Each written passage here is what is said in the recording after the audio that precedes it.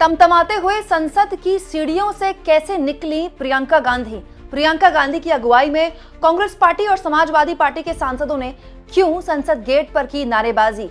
ये कैसी तस्वीर है जो वक्त बाद संसद परिसर में देखने को मिली, क्योंकि अमूमन संसद परिसर में विपक्ष हंगामा करता रहता है, लेकिन ये सुबह का वक्त होता है। लेकिन आज कुछ ऐसा हुआ जो जाहिर तौर पर दोपहर के वक्त कम देखने को मिलता है।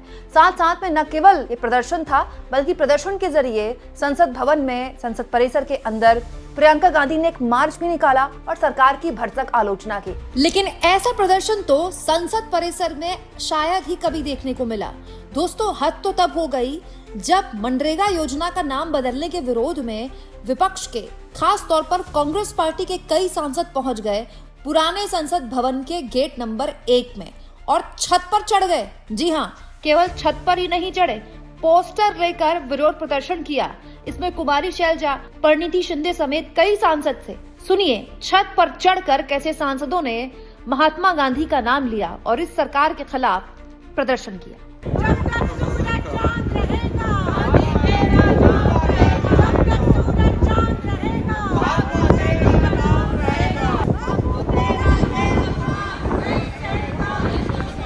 दोस्तों, हुआ क्या, मनरेगा एक्ट को खत्म करते हुए सरकार नया कानून लेकर आ रही है। शॉर्ट में इसको जी राम जी बोला जा रहा है और इस कानून के तहत बहुत सी चीजें हैं जो मनरेगा से बदली जा रही हैं। उनमें से जो महत्वपूर्ण बातें हैं वो ये हैं कि पहले रोजगार की गारंटी ग्रामीण भारत में 100 दिन की थी, अब 125 दिन की है। लेकिन विपक्ष ने कुछ गंभीर सवाल उठाते हुए ये कहा है कि एक्चुअली में इसके जरिए आप जो राज्य सरकार है उन पर बहुत बोझ डाल रहे हैं। और इसकी अगुवाई जो की, विपक्ष के सवालों की अगुवाई, विपक्ष की चिंताओं की अगुवाई, वो प्रियंका गांधी ने की। संसद के अंदर भी, संसद के बाहर भी। संसद के अंदर तो एक ऐसा मौका आ गया जब प्रियंका गांधी सरकार की आलोचना कर रही थी कि न जाने कौन सी सनक है इस सरकार में नाम बदलने की, कि महात्मा गांधी के नाम पर जो योजना चल रही है उसको बदल दिया। तो सत्ता पक्ष की तरफ से उनको टोका गया कि गांधी आपके परिवार के नहीं है। तो प्रियंका गांधी ने किस तरह से जवाब दिया, जरा देखिए। खत्म करूं, महात्मा गांधी जी मेरे परिवार के नहीं थे, लेकिन मेरे परिवार जैसे ही हैं और इस पूरे देश की यही भावना है सर, इस पूरे देश की यही भावना है। दोस्तों, इसके बाद प्रियंका गांधी ने धुआंधार भाषण दिया, सरकार की आलोचना की और कहा कि इतनी हड़बड़ी में, इतनी जल्दीबाजी में क्यों कोई विधेयक लाया जा रहा है। और विपक्ष के बाकी लोगों ने भी यही कहा कि कम से कम स्टैंडिंग कमेटी में तो इसको भेजा जाए। अंत में जब विपक्ष ने जबरदस्त हंगामा किया और हंगामा इतना हो गया कि वेल तक आकर विपक्ष के सांसदों ने शोर करना शुरू कर दिया, हाथ में पोस्टर्स लेकर पहुंच गए। जब हाथ में पोस्टर्स निकाले जाते हैं दोस्तों संसद, तो फिर संसद चल नहीं सकती। संसद को उसके बाद स्थगित कर दिया गया। लगातार तस्वीरें आप देख ही रहे हैं। इसके बाद जब संसद स्थगित हो गया तो बाहर ये सभी सांसद आए और जब बाहर आए तो कुछ इस तरह से सीढ़ियों से उतरते हुए प्रियंका अगुवाई कर रही थी प्रदर्शन की, और कुछ इस तरह से हंगामा करते हुए तमाम सांसद निकले। नहीं सहेगा हिंदुस्तान, नहीं सहेगा हिंदुस्तान, नहीं सहेगा हिंदुस्तान, नहीं सहेगा हिंदुस्तान।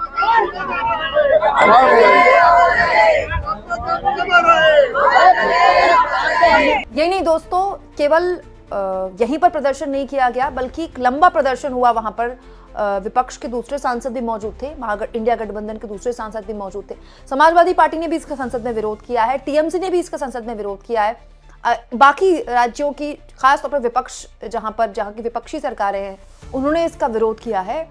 और आज उसके बाद संसद परिसर में गांधी प्रतिमा के पास कुछ इस तरह से एक विरोध प्रदर्शन फिर किया गया। प्रियंका गांधी वहां भी मौजूद थी। तो बड़ा सवाल यह है कि आखिर इतनी जल्दबाजी में ये सरकार क्यों है? क्या इस विधेयक को लाकर सरकार उन सवालों से बचने का प्रयास कर रही है जो अगर पूछ लिए गए तो सरकार को लेने के देने पड़ जाएंगे? देखिए, बात बहुत सिंपल सी है दोस्तों। हफ्ते की शुरुआत में ही प्रियंका गांधी की तरफ से एक नोटिस दिया गया था लोकसभा के अंदर। आप चाहें तो मेरा ये वीडियो देख सकते हैं। और इस नोटिस में प्रियंका गांधी ने संसद में बहस की मांग की थी प्रदूषण के मामले में। देखिए, प्रदूषण एक गंभीर समस्या है। अब सरकार इसको एड्रेस नहीं करना चाहती क्योंकि उसको पता है कि वो फंस जाएगी, क्योंकि अब आप तो किसी को ब्लेम भी नहीं कर सकते। हरियाणा में आपकी सरकार है, राजस्थान में आपकी सरकार है, दिल्ली में आपकी सरकार है, ठीक है। किसान पराली पंजाब में जला नहीं रहे हैं। हालत यह है प्रदूषण की कि 500 पार प्रदूषण लगातार जा रहा है।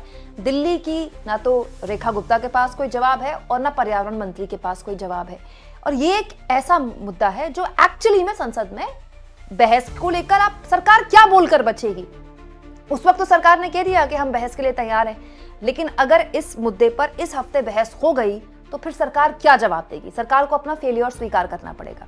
तो जानकार ये बताते हैं कि आनन फानन में इस बिल को लेकर तो सरकार पहले से ही तैयारी कर रही थी, लेकिन जब सरकार को ये लगा कि उसके लिए फंसने की स्थिति बन सकती है तो ये बिल सरकार द्वारा लाया जा चुका है। अब देखिए सरकार क्या होशियारी कर रही है। सरकार ये कह रही है कि क्योंकि इस बिल में राम का नाम है, जब ये जो पूरा बिल है, जो इसको अगर आप पूरा नाम इसका पढ़ें तो विकसित भारत गारंटी रोजगार और आजीविका मिशन ग्रामीण, जिसे शॉर्ट फॉर्म में कहा जा रहा है VBGRMG, यानी कि जी राम जी। तो सरकार की तरफ से आज संसद में बार बार ये बोला जा रहा था कि देखिए इसमें राम का नाम है, इसीलिए ये लोग इसका विरोध कर रहे हैं, तो राम विरोधी है। ठीक है, लेकिन इसका जवाब देते हुए आज समाजवादी पार्टी के सांसद धर्मेंद्र यादव ने बहुत तगड़ी बात बोली। उन्होंने बोला राम भगवान है, हम सबके पूजनीय है, लेकिन महात्मा गांधी का भी जब देहांत हुआ तो उनकी जुबान से हे राम निकला। महात्मा गांधी का अपमान क्यों कर रहे हैं आप? मैं माननीय अखिलेश यादव जी और समाजवादी पार्टी की ओर से इसका पुरजोर विरोध करता हूं।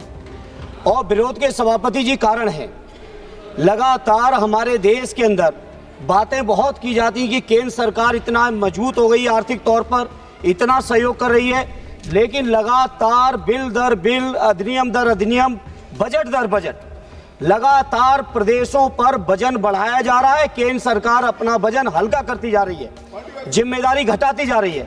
दूसरा सभापति जी, मैं आदरणीय राष्ट्रीय अध्यक्ष जी की ओर से और पार्टी की ओर से कहना चाहता हूं, इस देश का कोई भी व्यक्ति महात्मा गांधी जी का अपमान बर्दाश्त नहीं करेगा। मर्यादा पुरुषोत्तम भगवान श्री राम का पूरा देश सम्मान करता है, लेकिन गांधी जी ने भी आखिरी शब्द राम राम कह के गए थे, कम से कम हे राम कह के गए थे। कम से कम उस महात्मा गांधी जी का अपमान नहीं करिए, ये हमारी प्रार्थना है। पूरे दुनिया में जाते हैं आप, गांधी जी की प्रतिमाओं पर माला चढ़ाते हैं और देश के अंदर बापू का अपमान होता है। आप बोलना चाहती नहीं बोलना चाहती? सरकार ये चाहती है कि ये मुद्दा इसको ध्रुवीकृत कर दिया जाए कि देखिए ये क्योंकि इस योजना का नाम राम है, इसीलिए ये राम विरोधी खड़े हो गए। और विपक्ष ये चाहता है कि इस मुद्दे को खड़ा किया जाए कि इस सरकार के पास पैसा वैसा है नहीं, इस सरकार के पास मुद्दों पर जवाब देने के लिए है नहीं, तो एक ऐसी योजना मनरेगा जिसका पूरा खर्चा केंद्र सरकार उठाती थी, अब इसका भार भी राज्यों पर डाल रहे हैं। ये अपने आप से एक्चुअली में बड़ी बड़ी योजनाओं से पल्ला झाड़ रहे हैं। अच्छा, दिक्कत ये है दोस्तों कि राज्य सरकारों के पास अब पैसा कमाने के जरिए बहुत कम बचे हैं, क्योंकि जीएसटी पर निर्भर है अब राज्य सरकार। तो बिजली, शराब या पेट्रोल, थोड़े बहुत ही मतलब स्कोप बचता है कोई भी राज्य सरकार जिससे पैसा कमा सकती है। तो अब अगर उसको मनरेगा के तहत भी बोझ उठाना पड़ेगा तो फिर वो इतना पैसा लाएगी कहां से? बहुत सी राज्य सरकारें हैं जो अपना पैसा अभी तक मांग रही केंद्र सरकार से। ममता बनर्जी को ये शिकायत है, पंजाब सरकार को ये शिकायत है, चंद्रबाबू नायडू तो हर दूसरे महीने दिल्ली पहुंचे रहते हैं। तो बड़ा सवाल विपक्ष ये उठा रहा है कि क्या सत्ता पक्ष सरकार ये बताए कि उसके पास पैसा नहीं है क्या? और अगर उसके पास पैसा नहीं है तो फिर वो मनरेगा जैसी योजना खत्म करके ग्रामीण भारत की अर्थव्यवस्था पर इतना बड़ा बोझ क्यों डाल रही है? और उस बोझ के लिए राज्य सरकार को बाध्य कर रही है कि राज्य सरकार उसका खर्चा वहन करे। प्रधानमंत्री नरेंद्र मोदी के विकसित भारत के नाम को इसमें जोड़ दिया गया है। मतलब विपक्ष कह रहा है कि आपको नाम भी अपना जोड़ना है, एजेंडा भी अपना चलाना है और खर्चा आप चाहते हैं पूरा अपना उठाएं। ये पूरा का पूरा जो सत्ता पक्ष का नैरेटिव है, विपक्ष का नैरेटिव है, इसीलिए संसद के अंदर और संसद के बाहर इसको लेकर खूब हंगामा हुआ है। अब दोस्तों विपक्ष के जितने भी सांसद आज थे सब यही बोल रहे थे कि जल्दीबाजी में, इतनी जल्दीबाजी में विधेयक को पास मत कीजिए। विधेयक तो खैर अभी पास होगा भी नहीं, अभी तो इंट्रोड्यूस हुआ है, इस पर चर्चा करते हैं। और चर्चा भी ऐसे ही नहीं कि 2 दिन में चर्चा की और सत्र खत्म होने से पहले पास कर दिया। इस पर आप स्टैंडिंग कमेटी में इसको भेजिए, स्टैंडिंग कमेटी की बैठकों में इस पर चर्चा हो जाएगी। और ये हुआ भी है दोस्तों, सरकार चाहे तो करवा सकती है। आप याद कीजिए वक्फ कानून भी ऐसे ही लाया गया था। वक्फ बिल जब पहली बार सरकार ने इंट्रोड्यूस किया तो कितना जबरदस्त हंगामा हुआ। टीडीपी ने पहले इसका सपोर्ट किया, बाद में टीडीपी ने पलटी मार ली और कह दिया कि नहीं आपको उसको जेपीसी में भेज दीजिए।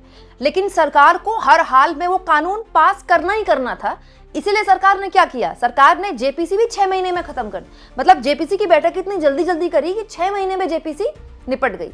तो अगर सरकार सच में चाहती है कि ये बिल लाया जाए तो सरकार चाहे तो कमेटी में भेज सकती है। 6-8 महीने में कमेटी फिर वैसे ही बैठकें ले लेगी और उसके बाद सरकार को जिसमें जो भी आमूलचूल परिवर्तन करने पड़ सकते हैं वो किए जा सकते हैं।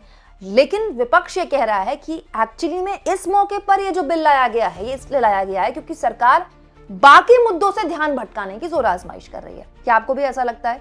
कमेंट बॉक्स में जरूर लिखिएगा और जितना हो सके दोस्तों चैनल को शेयर भी करें, सब्सक्राइब भी करें और थैंक्स और ज्वाइन के ऑप्शन से अगर आप चाहें तो आर्थिक तौर पर भी मेरे चैनल के हाथ मजबूत कर सकते हैं।